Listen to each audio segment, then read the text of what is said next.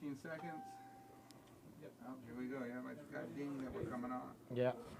Okay, yep. I like it when my pocket vibrates. Oh, sorry. I wish you could change the length of the vibration. Here we go. Yeah. Or multiple. There you go. Yeah, you know, really do it. Oh, wow. Oh, wow.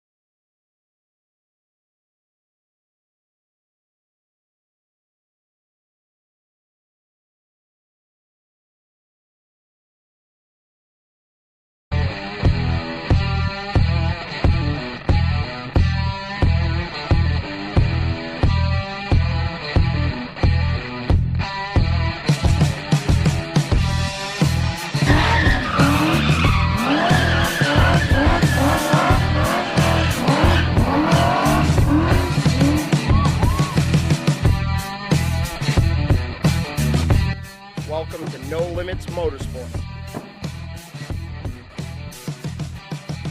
Welcome everyone to No Limits Motorsports. I'm Brett Bergeron, and my special guest tonight is Josh Minson from Red Tide Canopies.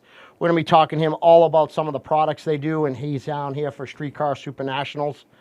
I'd like everybody to just take a minute and think about, I lost a very good friend this weekend, Greg, Big G. Sorry to lose him to a heart attack, so if you guys are getting heavy and having that COVID body, get fixed. Can't afford to lose any more friends. He was a great man. He left behind a good son, and I pray every day that, you know, things work out for his son and his family. Brian Zephyr, we know it froze. Asshole, we don't care. Okay? So, Josh, thank you for coming on tonight. I know you're down here racing. Looks good. We're going to go over a couple flyers here, and then we'll go over some of the things you guys do. Awesome. PJ, what we got tonight? You put me way up there, huh? Okay, Winter Meltdown. Can we move that to the bottom for me so I can see it? I'm not putting my glasses on. There we go. Winter Meltdown, no prep shootout. December 4th and the 5th. Yes, we have showed this before, but it's not time. Making sure you people, if you want to run down to Houston Raceway Park, get some small tire racing and no prep. This is going to be a great event down there in Texas. Some fast cars. So if anybody's looking to win some big competition, that'll be a great race. Next, we have the Civil War. I made fun of BJ last time. I said that was a black and white race, but he didn't quite understand it. So $20K for small tire, $10K the big tire, $30,000 on the line, folks. North versus South, no prep. It is, where is it? 6th Street as one of the sponsors. So go check it out. And the date is, where's the date? December 12th. December 12th. I seen that cop thing. I can't look at that. I always get busted right there. So, cool. Yeah. Looks like some big dollar racing there. I don't understand why small tire would be more than big tire. Because big tire should have the bigger prize. Well, I think small tire would have the bigger prize because small tire racers got the bigger balls. Good point. Good point. All right, that's a good way to look at it. Takes I like more that. to race a small tire car. I do agree. So, so guys, go check it out. Gulf Point Raceway, December 12th. All right, PJ. What the hell is this? Wow. PJ finds these interesting things on the internet. Is that a Yugo? So we got a Yugo we got a Hemi twin distributed, 16 spark plugs in a Yugo. That is a man that has too much time on his hands right there. That guy's not afraid of COVID. No, definitely not. Yeah, I mean, because you'd have to have some hair in your balls to just even drive that thing. How'd he get it in there? That man has talent right there. I don't care who you are. I mean, so looking at that, that's front wheel drive, obviously. I don't know. I mean, because it's tubbed in the back if you're down the right-hand corner. So how's he driving it? In like a boat V drive? Like it's going into it and then back out of it? That could be. That's not. He's got the driver's seat, so you'd have. I don't know. I'm gonna have to find more pictures of that one. Either way, there is some kind of transmission part spinning right next to you in that car that I'm not comfortable with. I don't like a flex plate next to my head. Yeah, that's what I mean. Yeah. So, what's up, Ron? How you guys doing? It's a V drive. Yes, we were just talking about that. We all agree on that. But where is this from? Do we have any idea, PJ, like where it comes from? If anybody can find me more information on this car, I'd love to know more about it. And has anybody ever died driving it? So, because that's the way it is. I would call it the Smurf Mobile with the blue, but I kind of like it. So, Illinois. That pretty much says it all right there. It's right on the plate. It's right on the plate right there. I guess you haven't seen that right there. So, cool as hell. Engineering, I give it an A. Coolness, I don't know. I just don't want to die, especially for a Chrysler. You know what I mean? I'm just not feeling that. Yeah. The Hemi doesn't do it for me. I mean, I'm an old school Hemi guy. I mean, the new shit now, the billet Hemis and all that stuff, it's cool. Purposely built race engine, but that's a lot of money in a Yugo. The spark plug wires are worth more in the car. Probably just the rubber boots for the plug wires, probably more in the car. That is a man that definitely has just too much time on his hands right there. So, PJ Axel's going to rip your wires down in a minute to let you know, just to help you out because he loves you so much. And we do a lot of this out here, Josh. This is some no-prep RC drag racing. The new pot, I believe, coming up is $17,000. I need to get an RC race. We were actually talking about this on the way over here because one of my friends up at Salt Lake has an RC racing they're doing up there, and he's talking to me how they got computer software for tuning RC cars. Okay, so I never saw this before. I went to the first meet. Nick the Gnome that actually built my 37 is big into this. They got turbos. They got full laptops. They set the way the buttons work. It has everything that our cars have, big cars, in an RC car. These guys had tire warmers, full pits. I was amazed by the amount of money these guys had in these RC cars. Like you figure you're going to go pick up a $400 RC car. Yeah, there was and it's like 10 grand. Oh, there was one there for sale, and I walked up to the guy, and I was like, yeah, I got to get one of these. So I had some money in my pocket. I'm like, hey, how much for that Nova? He's like, I'll do a race discount right now, and I'll take $2,500. I went, what? Wow. And he's like, well, you're going to need about another $1,000 worth of shit. Yeah. I'm like, no, I'm trying to build a real race car that at least I could sit in. You know what I mean? I could buy a turbo for that. Yeah, I know. But these guys, when I mean are true racers, in a miniature scale. I mean laptops, awesome.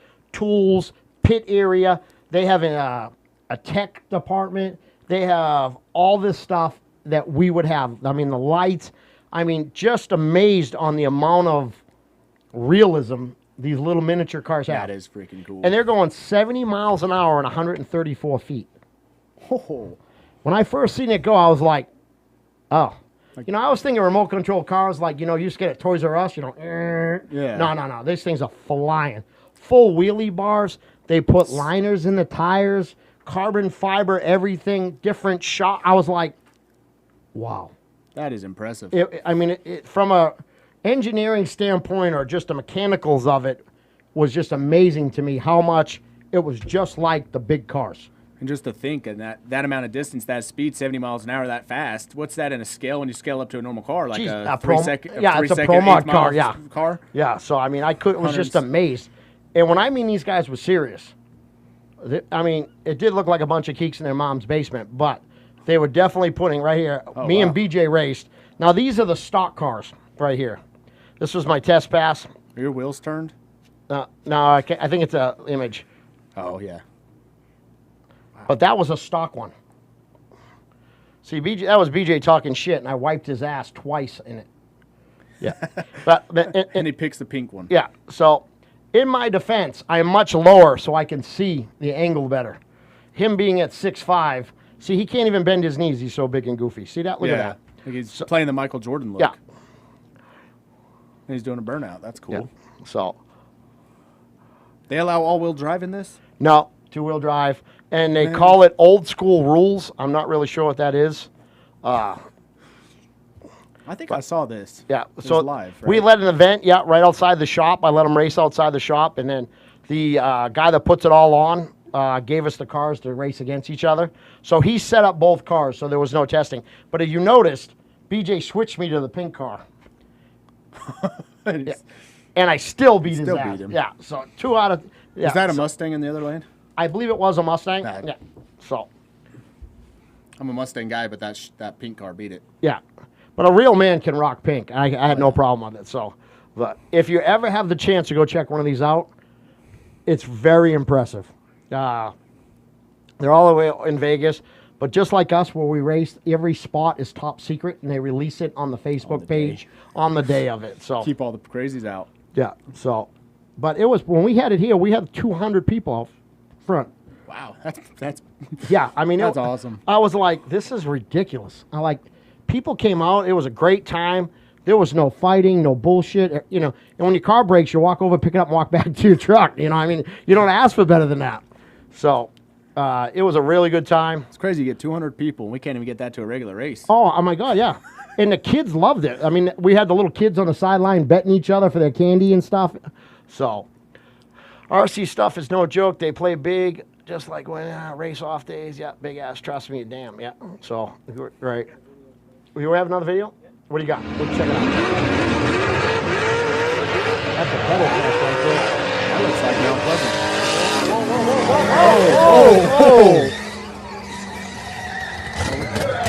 That's called running out of talent right there.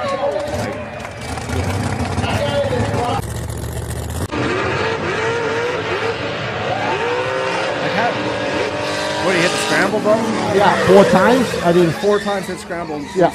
So, he had to wipe his ass after that. He did. So. Hell yeah, that's what I'm talking about. You don't get much higher than that. That's taller than me.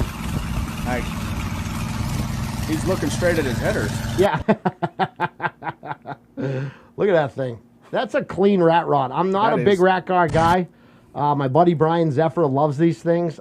What am I looking at? Like a fake injector hat on top of looks like some sniper injection. I wonder if all that's like Fast and the Furious, like plastic add-on for could be, yeah. Is that just... You flip it over to the side and find the carburetor. Yeah. At least the belt's turning, That's true. At least they got a belt. They got a belt. It's turning. The headers are tripping me out because he's staring right at him. Like, you'd have to be taller. Well, the roof's cut off. So. That would hit me right in the face. You'd walk by and I was getting blown in the face. Yeah. What's up, TJ? Glad you joined in, everybody. Thank you for all you guys. Scott, Brian Zephyr, Justin. How you guys all doing tonight? Thank you for showing in tonight. Okay, so Josh, tell us more about your company, Red Tide. So we do custom canopies. We essentially the company is meant to help racers be able to brand around them. Okay. Being a racer, we all could use a little help in the money-wise, parts-wise kind of game. Yeah. And I always see, and now that I'm in the business more, I understand why companies are so picky on choosing sponsorships for people because they want stuff for free, right? Yeah. Well, they hit me up. Like for my instance with my company, I sponsor racers with canopies, and they have no brand. They have no image. Yeah. Well, you can't expect to get Holly EFI to give you a discount or free parts when you don't even have a brand. Right. So I took my marketing experience I've had over the last 20 years or plus years of doing web design and graphic design and kind of implement it into my new canopy company that I launched last year. Okay. Full time. And it's been unreal. Even today out at the track, I was following up with customers, doing follow-ups, making sure, getting feedback, and the product speaks for itself. And I've seen it over the last 2 years now in this business of helping these racers build brands, building sponsorships. So when you say building brands, like giving a logo to their race team? Yeah, so a lot of racers will not have a logo. Okay. They won't have a logo. They won't have T-shirts to sell merchandise. They won't have anything. Okay. They have a badass hot rod, Yeah. but they don't have any branding. Right. And I'm pulling into a track, and they got an Ozark canopy from Walmart Yeah. tied down with shoelaces, and then they wonder why it blows away and breaks. And so I found a need. And to help these racers like Brian, like Scholler Racing, this was out in St. Louis a couple weeks ago. Beautiful car. Right. And we built the canopy to match the paint job on the car, and it's crazy the amount of attention this guy's gotten. He just got a coverage in one of the drag race magazines while he's in St. Louis. Oh, wow. And so, and that's just that kind of image, the branding. Like these guys want to, all these home-built, the street race guys, like I love street racing and that same thing as well, but they all wonder why these track racers get all these crazy sponsorships, and this is how you help make it happen. That's how my way of helping them get that. And So building an so image. they're not just calling you for a canopy. This is a full, I don't want to say marketing ploy, but basically to say, hey, we're professional. Yeah, Okay. it's helping them become a professional racer instead Yeah. of just that hobby guy that shows up with a Yeah. like this Boost of Burden guy, James Rowlett. He actually runs on the fastest cars in the Dirty South. Okay. And that's for his Boost of Burden Mustang. We did that canopy. Obviously, he's got this black Camaro, which is badass down Yeah. there. But yeah, he wanted some way to help promote his brand with the TV show and Okay. when he goes out and sell merchandise. Now, do you just do the canopies, or do you do the T-shirts? You do everything? We do it all. So, like Brent Self, we did his canopy. We do the full enclosure walls so racers can close off their pits at night when they're working on their cars. People don't have to stare at them, or when they're not at the track, they can Yeah. protect their livelihood essentially. Right. But we do custom flags, T-shirts, crew Okay. shirts like the one I'm wearing tonight. Yeah. Pretty much anything. If they need hero cards, Yeah. even all the way down to we'll help them develop a sponsorship proposal that they can mail out that actually grabs attention. Okay. Not just a Word document. Yeah. And a, Not, hey, I need money. hey, hit me, like Facebook. Hey, I'm the champion with the IHRA. Yeah. Can Yeah. you sponsor me? Yeah. I Like, get well, it. what are you going to give me? Yeah. What am I going to get in return? Right. So basically, you're just taking what you've learned in marketing and saying, hey, if you buy our stuff, we can get you to the next level. That's essentially, I'm just taking my marketing experience and what I've learned in racing and Yeah. building my relationships I've built racing Yeah. and helping other racers reach that same Gotcha. level essentially. Right. Yeah. So now also, you also do another thing called Streetcar Shootout Yeah. out of Utah. Yeah. Tell us about that. So Streetcar Shootout, it's an We, event. we have a Facebook page, obviously. We do have the Facebook page, Streetcar Shootout. It came about because Utah, when we started, was in Utah. I've always traveled to an event called Streetcar Takeover. Okay. And they're nationwide now. They're doing great. So I wanted to bring, I tried to get them to Utah. They wouldn't come to Utah. So I said, you know what? If they don't want to do it, I'll do it. Right. So we started Streetcar Shootout in 2017 up in Salt Lake City at our old track. It was amazing. We had first event. I've never really been an event promoter. Right. I've been in marketing. I'm like, let's put on a drag race. I was Yeah. really good friends with the management. Actually, the drag strip manager just passed away last week. Oh, wow. From cancer, and so we did a big thing for him in memory of him, the stickers and stuff. But Yeah. he helped me get this thing going on. And first year we had 100 cars show up. I was Okay. pretty pumped. 2,000 spectators. I'm Yeah. like, dang, we got something going. The street racers, Right. all these guys are coming. Because I wanted a way to bring street racers to the track and put on a street event. Right. Because most tracks focus on bracket racing. Right. Bracket racing doesn't make money. I don't care who you are. Yeah. You don't make money track. Because it's like watching paint dry. Yeah, and like nobody understands index bracket racing. Like, why is this guy leaving first, and Yeah, how'd he exactly. win? How'd he lose? Yeah. So I wanted an event that people with street cars, that their daily drivers, whatever it was, could come and have an event where they can win cash. Like they won hardcore cash at the end of the day. Small tire, we had an unlimited class. We didn't really have enough big tire, small tire cars. So we Right. traded just an unlimited big tire and small tire. Yeah. The first year we had Lance Carnegie come out from Wyoming. We had Boosted GT there racing. Okay. And a few other small tire racers. And it was really cool. People loved it. So it was a success in my book. Right. So then 2018, I was like, let's do it again. Yeah. Well, at that point, I'm like, let's expand it. So Yeah. we grew into Grand Junction, Colorado. We went to Spokane, Washington. And slowly we reached out to Texas Motorplex to Right. kind of go down there, Tucson, stuff like Yeah. that. We never made it to those two and then we were way too busy. Yeah. But it's just second year, 2018, we had almost 200 cars show up to the race. Oh, wow. We gave out close to $40,000 in cash Oh, wow. at the end of the night. It was amazing. Like, I was on cloud nine. Yeah. And then the track in Salt Lake City closed down. Yeah. So we had no track anymore. So kind of, I was like, well, what do? I don't want to kill the brand. Right. So we made it a focus to do it at Grand Junction, Western Colorado Dragways, where we have been doing it. We were on track to do our third event there this year, back in May. And then obviously the COVID hit, yeah. and it got canceled. So from promoter to racer, what's the difference?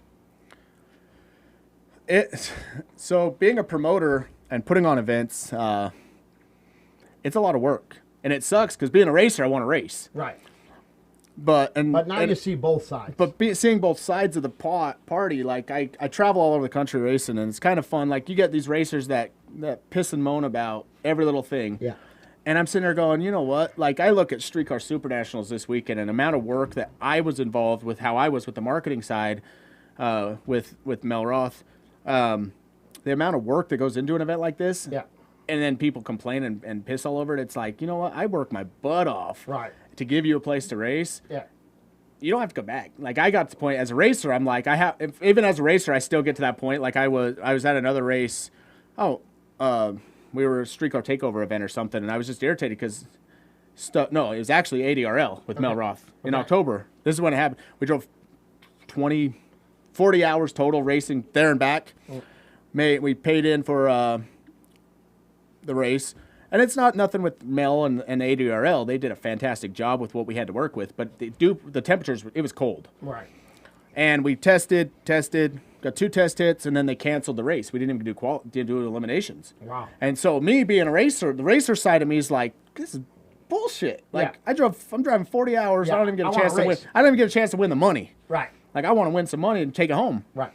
But Mel Roth and Kenny with ADRL, they did an awesome job. Instead of saying, hey, there's no money for anybody, Right. they split the pot with all the racers in small tire in all the classes. So small tire, we all got $250. So Yeah. essentially, I got some gas money to go home, which I was happy with. And Right. but as a racer side, I was kind of irritated. Right. But as a promoter side, I understood the safety side. So I kind of had it's kind of weird. Sometimes you get in the heat of the moment. Oh yeah. And it's just like, oh, like today I was irritated with the car, and slamming the door, pissed off because fuel pump's not working, whatever. And that's the racer side. We all do it. Right. But Well, as a competitive person, anybody that races, nobody wants to lose. no. And then definitely, the gremlins in the car can drive you insane. Yeah.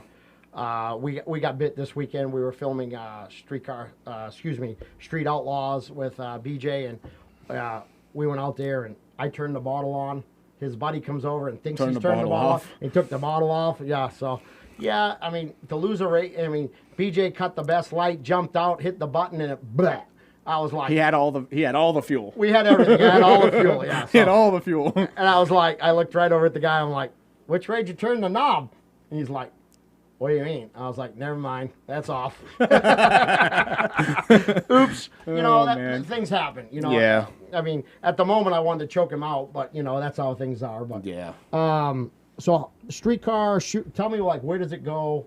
How does it work? What classes? So streetcar shootout, like I said, is a streetcar event. So we got daily driver class. Okay. Now, what qualifies it? Because the word streetcar is so gone now.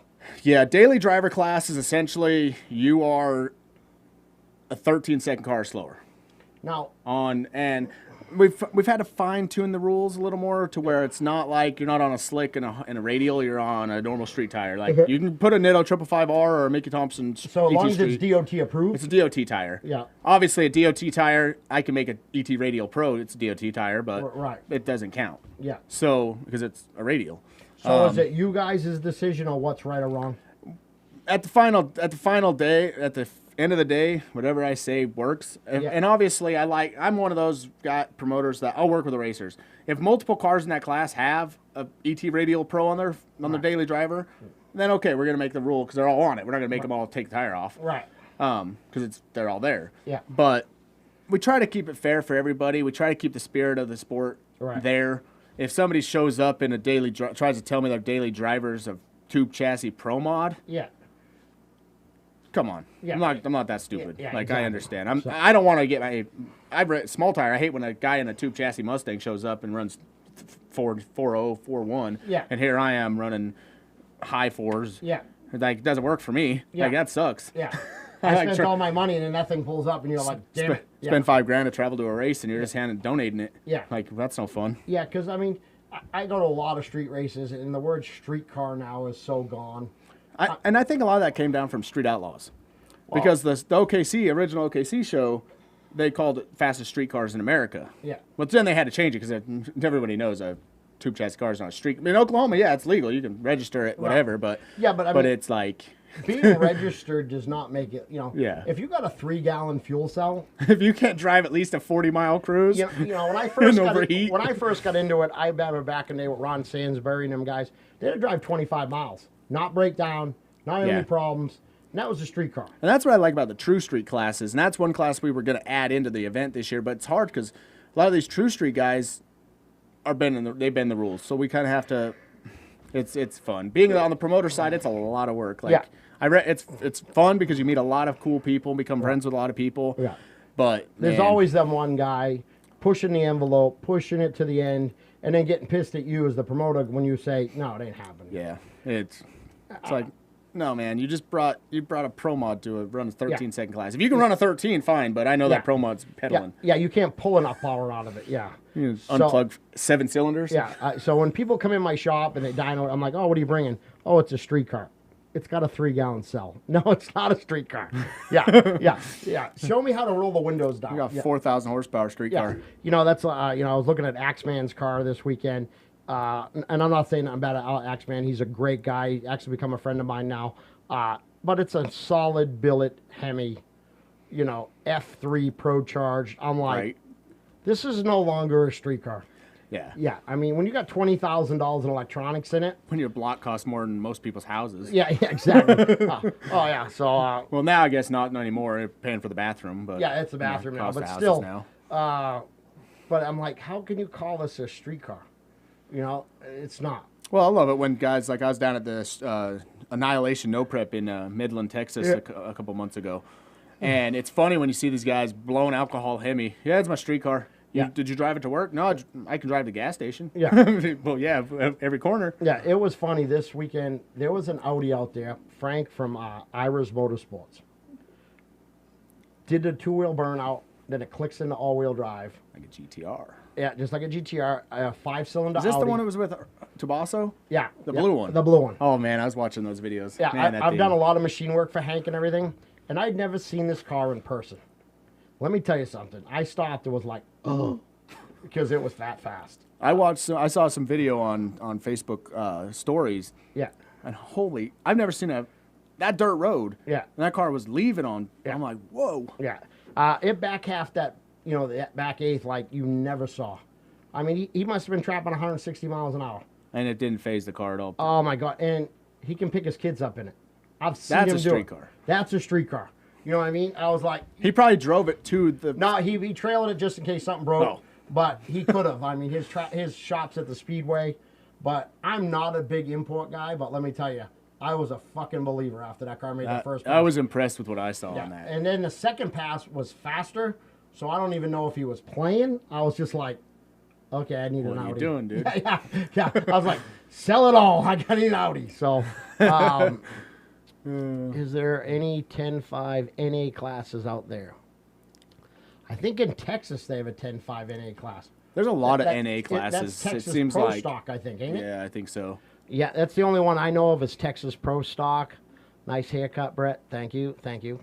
I know I look good. Yep. So everybody wants a midget. So no limits. How is it at the track this weekend?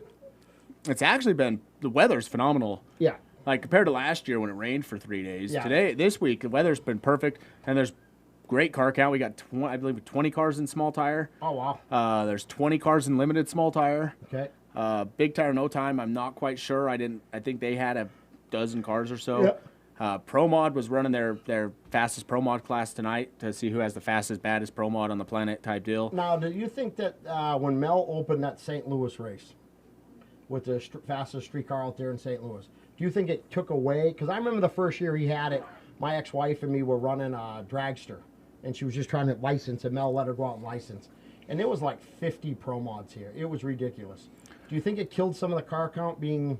I don't think it really hurts it. I just think, in general, for the event this year, I think COVID. I think kills it. COVID's what killed most of it because we got all these crazy restrictions. Yeah. Can't even. I don't get it. I like to call it the Democratic disease. I call it the Pelosi. Yeah, the yeah, Pelosi yeah. period. Yeah. So we're all on the same page there. But yeah. So like it's good. At least 300-400 cars out there. Is it like really? it's Yeah. packed. Like it's not packed like usually you see the back 40s packed. Like Yeah. it's tight. The vendor midway's a little thin this year. Yeah. Well, you can't have anybody walking around. but- Why would you have yeah. them in the row? And so, which makes it nice for me as a racer on the midway. I can pull in and out without having to worry. But nice. So But yeah, I think the event this weekend, the track's doing good. I think. Yeah. Well, tomorrow will be fun. I know they canceled the IFO coming up, so I think this is probably going to be the last event of the year there with this COVID jumping I would up. think so because I know a few of the imports came down from Utah for this race this yeah. weekend because of IFO. Right.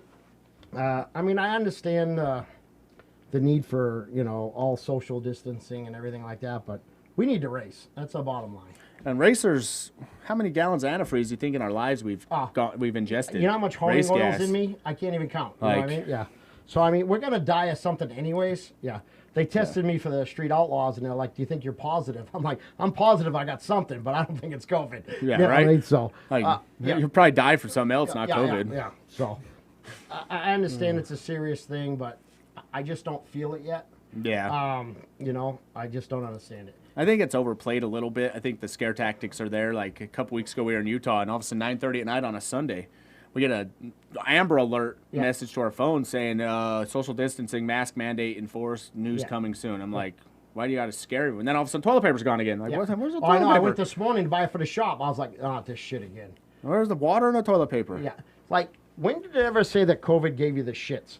Because why does toilet paper got to go that bad? And where are they? I want to know what they're doing with all this toilet paper. Yeah. These people are hoarding this stuff. They got warehouses. They're selling it back to the stores. So there'll be people. What are you in for? I got 10 rolls of toilet paper. I mean, come on. You want an ounce of toilet paper? It's $3 for one slab.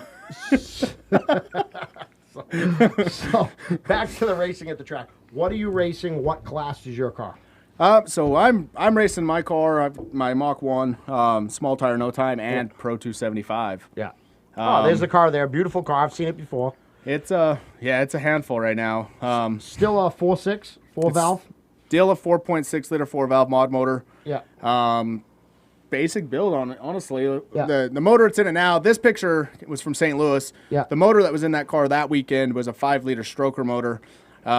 Somehow God saved me and we didn't melt that thing down, but we beat the hell out of the bearings. So I built a new stock stroke 4.6. Yeah. Because we're switching to methanol.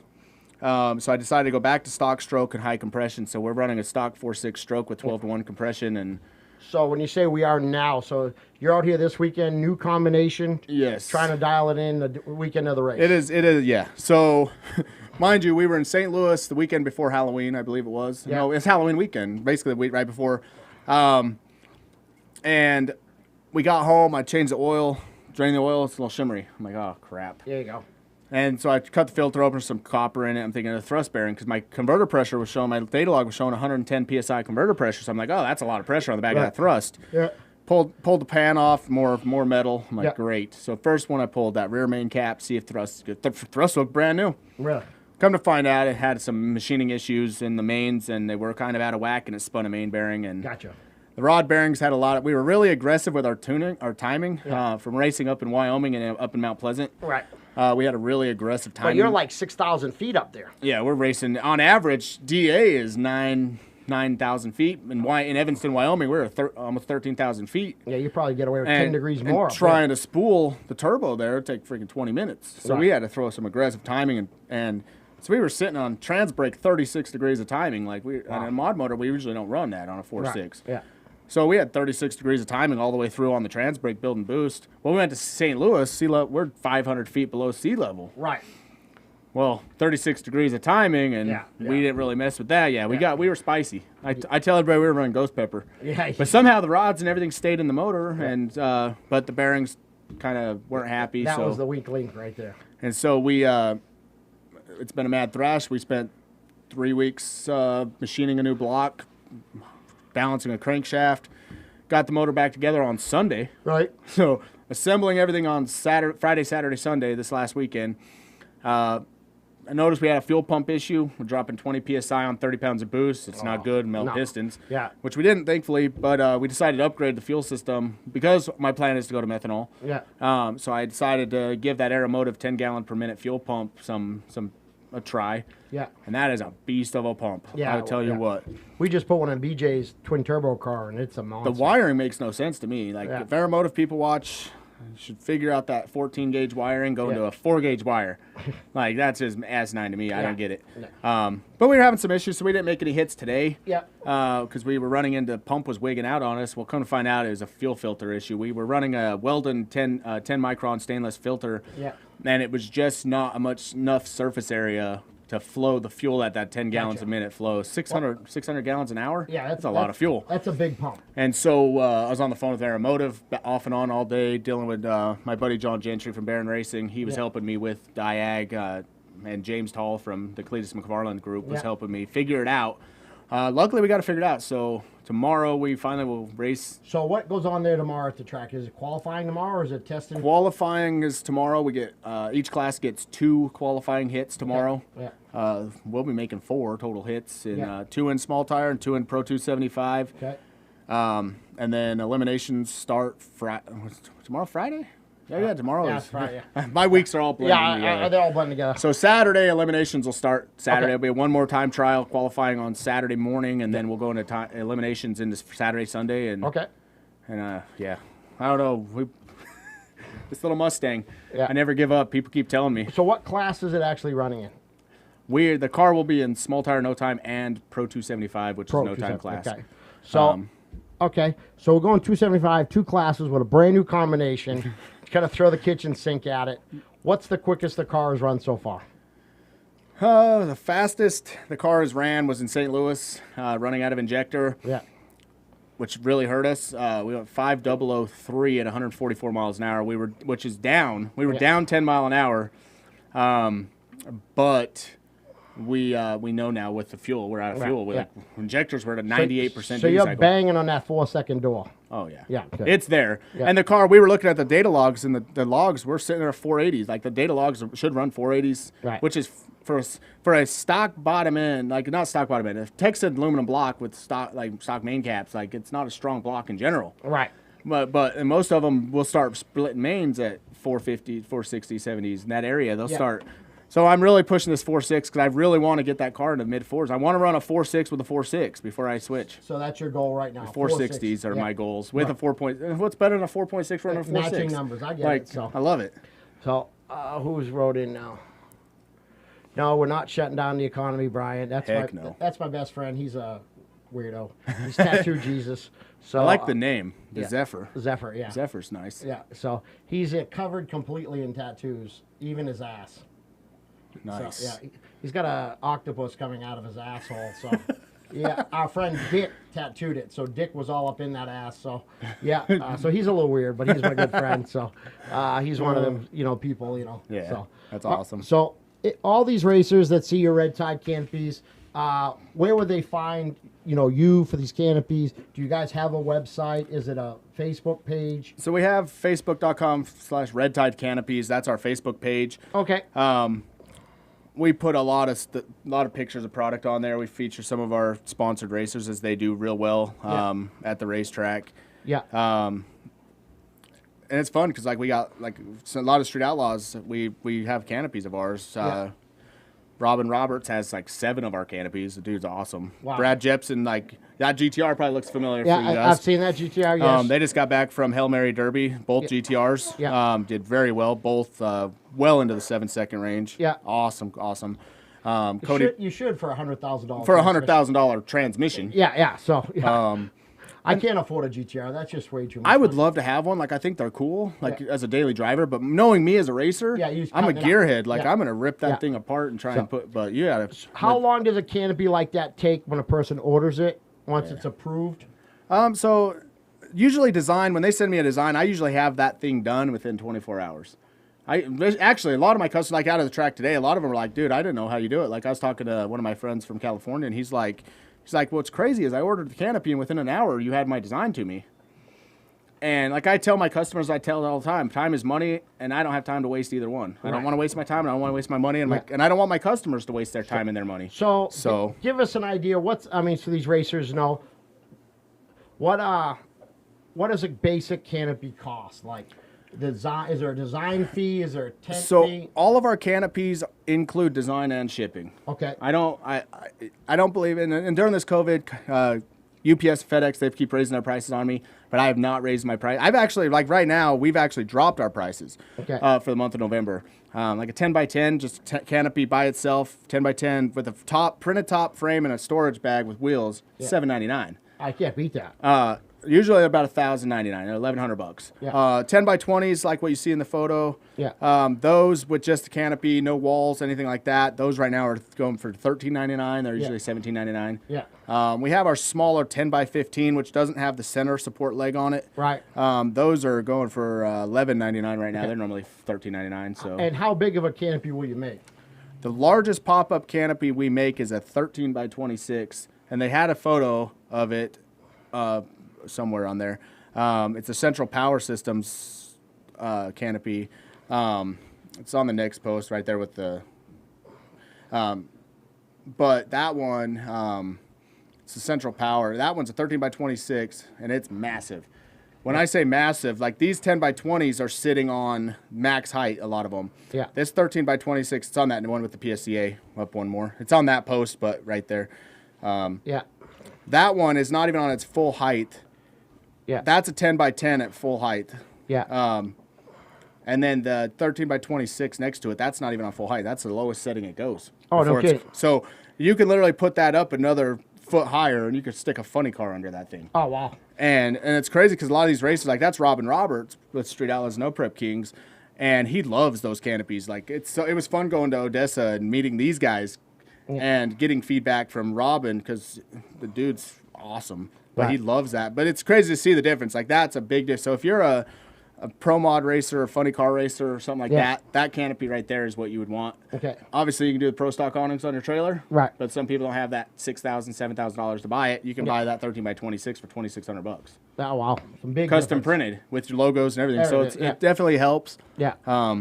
And then like the flags on that pinned coffee flags, we do those. They mount right to the frame so you can stick your brand even higher. Right. We do all the way up to a 16-foot flag. Oh, wow. So you can essentially stick your brand in 30, 40 feet in the air. Oh, wow. So that you get noticed. So now do you do a package deal like T-shirts, the top, do you guys We do have several branding package deals where you can get the canopy, the walls, table cover, flags. You can get crew shirts. Yeah. We work with some of the best graphic designers when it comes to T-shirts. Okay.